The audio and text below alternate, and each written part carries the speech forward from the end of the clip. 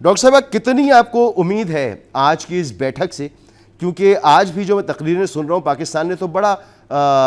کچھ کانکریٹ سے اسٹیپ بتائے ہیں کہ یہ لینے چاہیے، جو بہت زیادہ جارحانہ بھی نہیں ہے اور سفارتی سطح پر اور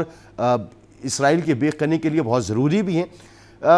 آپ کو کتنی توقع ہے ماضی کا ریکارڈ دیکھتے ہوئے؟ اس طرح کی بیٹھکیں ہوتی ہیں اور پھر وہ بیٹھکیں ختم ہو جاتی ہیں اور ایک ہی پیغام آتا ہے کہ ابھی تو کر دیا، آئندہ مت کرنا، آئندہ کرو گے تو نہیں چھوڑیں گے، وہ پھر دوبارہ سے کر دیتا ہے۔ اس دفعہ کیا امید ہے؟ بہت شکریہ جی۔ سب سے پہلے تو میں مذمت کروں گی سخت الفاظ میں کہ جو نیتن یاہو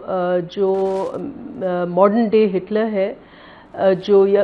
ایک کے بعد دوسری سٹیٹ پر حملہ آور ہے، اور اب تو ایسی ریاست جو ماضی میں اور اب بھی ایک کلیدی کردار ادا کرتی ہے اور ثالثی کردار ادا کرتی ہے، وہ بہت ایک نیوٹرل سٹیٹ ہی ثالثی کردار ادا کرتی ہے، اینڈ اوبویسلی ایسی سٹیٹ جس کو دونوں اطراف سے سپورٹ ہو،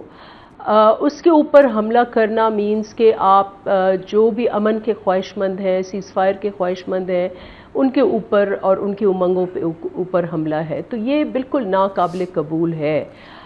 بہت اچھا ہے، میں سمجھتی ہوں کہ انہوں نے آج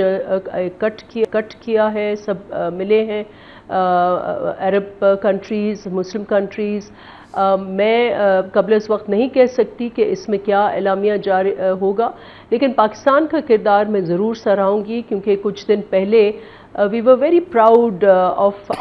ہمارا جو UN ایمبیسڈر ہے عاصم احمد صاحب، انہوں نے بہت اچھے طریقے سے نہ صرف پاکستان کا موقف، لیکن انہوں نے he was on the right side of history, جس طریقے سے انہوں نے کاؤنٹر کیا جو وہاں ریپریزنٹیٹیو تھا اسرائیل کا۔ اور آج ہمارے وزیر اعظم صاحب نے بھی بہت اسٹرانگ الفاظ میں اصولی موقف لیا ہے اسرائیل کی جو بربریت ہے، میں سمجھتی ہوں بربریت ہے، اور اس سے یہ بھی ایک انڈائریکٹ فائدہ یہ ہو رہا ہے کہ جو اسرائیل کے ساتھ جو ایک ویسٹرن انڈرسٹینڈنگ ہے ہسٹوریکل، کہ جو اسرائیل کرے گا وہ کر سکتا ہے، ہی از لائک دیر ایک SHO انہوں نے بٹھا دیا ہے پوسٹ ورلڈ وار، جو عرب ممالک کو دباتا ہے، جو فلسطینیوں کو دباتا ہے، تو اس کو اس وقت انڈائریکٹلی ایون ویسٹرن کنٹریز جو ہیں آپ دیکھیں کہ they are all coming together, اور وہ فلسطین کے ساتھ آہستہ آہستہ کھڑی ہو رہی ہیں۔ لیکن ہیونگ سیڈ دیٹ، ہمارا جو ویکنس ہے ایشیا کی، میں اس کو مذہب سے لنک نہیں کرنا چاہوں گی، we really need to have Asian and Middle Eastern unity. اس میں جو ہے کافی دراڑیں ہیں اور ڈفرینسز ہیں، اور اسی کو ایکسپلائٹ کر کے جو ہے Israel has been one state after اندر انہوں نے اٹیک کیا ہے، اور گزشتہ 3-4 دنوں میں تو انہوں نے 3-4 اسٹیٹس کے اوپر حملے کیے ہیں۔ مگر ڈاکٹر صاحبہ تو بہت ضروری ہے کہ ایک یونائٹڈ فرنٹ لیا جائے اور ڈیسائسو فرنٹ لیا جائے، اور سب سے پہلے تو غزہ میں جو اسرائیل ایک بہت چھوٹا سا ملک ہے، ٹھیک ہے، اس کے پاس ٹیکنالوجی ہے، اس کے پاس جو اسلحہ ہے وہ بھی امریکن اسلحہ، ویسٹرن اسلحہ بناتا ہے، لیکن وہ خود اتنا کیپیبل نہیں ہے، وہ ویسٹرن اسلحہ ہی استعمال کرتا ہے۔ تو اس کے پیچھے اصل قوت تو امریکہ ہے۔ امریکہ کا جو دوہرا معیار ہے کہ ایک طرف ڈونلڈ ٹرمپ کہتے ہیں کہ انہوں نے بتایا ہی نہیں حملہ کرنے سے پہلے، اور اس وقت بتایا جب حملہ ہو چکا تھا، دوسری طرف یہ ہے کہ وہ سب سے بڑا سینٹ کام کا جو ان کا آفس ہے وہ بھی دوحہ کے اندر موجود ہے، سیکیورٹی ساری ان کے ہاتھ میں ہے، پھر ادھر یہ بیٹھک ہو رہی ہے، ادھر مارکو روبیو اسرائیل میں جا کے نیتن یاہو سے مل رہے ہیں، اور کوئی بزنس ڈیل کی بھی وہاں پہ بات ہو رہی ہے۔ تو یہ جو معیار آپ کو نظر آ رہا ہے، اور امریکہ اگر اس کے ساتھ کھڑا ہے، اسرائیل کے ساتھ کھڑا ہے، ابھی اقوام متحدہ کی قرارداد میں بھی اس نے ویٹو کیا، اس نے ویٹو نہیں کیا، اس نے غیر حاضر رہا، اس نے شرکت نہیں کی، انڈیا بھی غیر حاضر رہا، لیکن واضح پیغام تھا کہ وہ اسرائیل کے خلاف کچھ کہنے کو، کوئی کانکریٹ اسٹیپ لینے کو تیار ہی نہیں ہے۔ تو ایسے میں اسلامی دنیا کیا کر سکتی ہے جس کا انحصار ہی امریکہ پر ہے؟ دیکھیں، آج سب سے پہلے تو میں خود یہ سمجھتی ہوں کہ اسرائیل صرف ایک زائنسٹ اسٹیٹ نہیں ہے کہ جس کی کوئی ہسٹوریکل خواہش تھی کہ ہمارے کوئی ببلیکل ریشنل ہے اس ریاست کا, کوئی ریلیجس ریشنل ہے, وہ تو ایک کہانی کی گئی ہے. میرے نزدیک Israel is a colonial outpost world war جب کالونائزیشن کو ریورس کر رہے تھے تو یہ انہوں نے ایک اڈا قائم رکھا ہے, اور یہ اڈا مڈل ایسٹرن